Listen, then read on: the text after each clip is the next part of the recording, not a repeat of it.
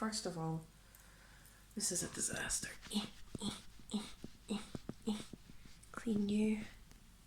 That's better. And I fixed the flare. So basically my camera was manky. Cool, okay, that's fine, whatever.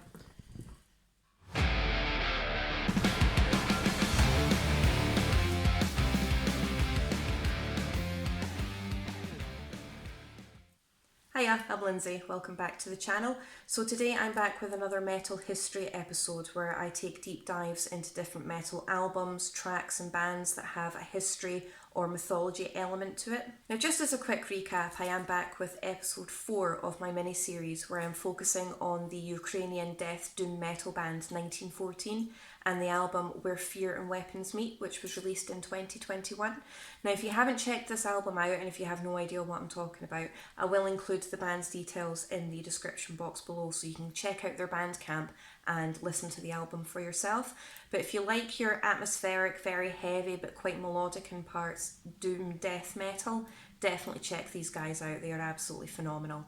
They're called 1914 and they are purely based on the events of the First World War. Now, as part of my metal history series, what I am doing is I am taking albums and sometimes individual tracks if there's not like a concept album based on history, if it's just like, or a mythology for that matter, if there's only like one track or two tracks in the album.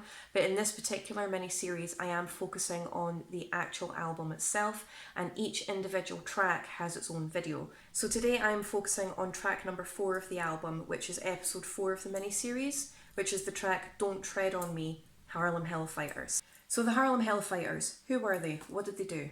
Let's have a look.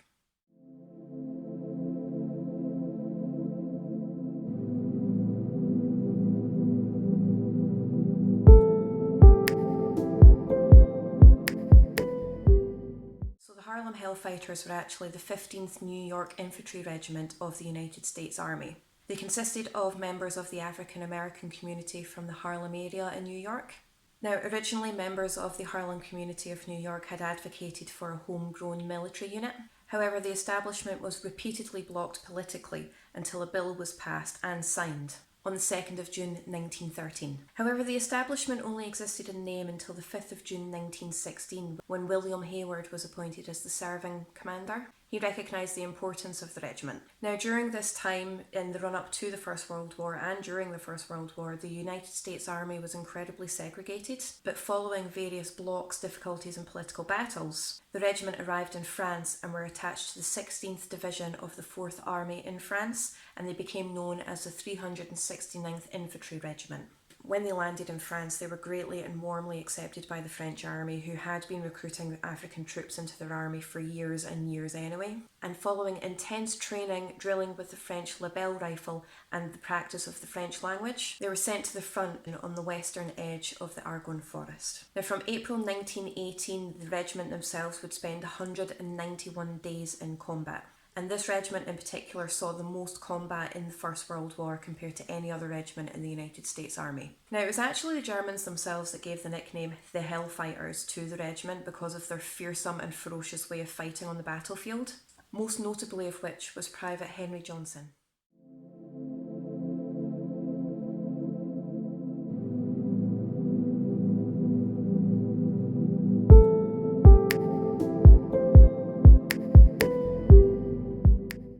Private Johnson was born in North Carolina and he moved to the New York area when he was a teenager. He had various jobs before he enlisted in the US Army on the 5th of June 1917, and he was assigned to the 369th Regiment. Now, on the 15th of May 1918, Johnson and his colleague Private Needham Roberts were on sentry duty when they were attacked by a passing German patrol. Now, the two men fought off over 20 German troops by themselves in hand-to-hand combat, which was incredibly intense and violent, with Johnson himself enduring 21 wounds and injuries during the attack. Both men were amongst the first Americans in history to be awarded France's highest valour for bravery. I can't pronounce this, my French is shocking, so I'll put the title and the picture of the said award right here, because nobody needs... I mean, you probably do want to hear me pronounce something terribly in French. I'm not going to, so here it is. I can't. But yeah, nobody needs to hear me try to pronounce this poorly. I can barely get the English language out, never mind French. After the war, unfortunately, Johnson couldn't return to any of his old jobs because of the injuries that he endured during this particular attack, and he sadly passed away in 1929. Now, the track itself by the band 1914, again, it's called Don't Tread on Me, Harlem Hellfighters. It's a very atmospheric track, it's a very intense track. The entire album is very intense and very atmospheric. What makes this track so intense is not only is it talking from the point of view of Johnson, but it actually goes into details lyrically about what actually happened during that battle, what he did, where the Germans were and things like that. So it really does paint a picture of what this guy had to endure during this attack. Once again, this is a very, very generalised overview of the actual history itself behind the track. The story of the Harlem Hellfighters in general, how they came to be, how they were established, and the various obstacles and fire hoops that they had to jump through in order for them to become an established regiment is very, very vast and very, very interesting. So I'll definitely link all of my sources in the description box below. If you haven't heard this track before or any of the album whatsoever, give me a comment below to let me know what you think. If you can like, share, subscribe, comment down below with any of your thoughts regarding this mini-series. Thank you so much for watching, and I'll see you next time in my next video.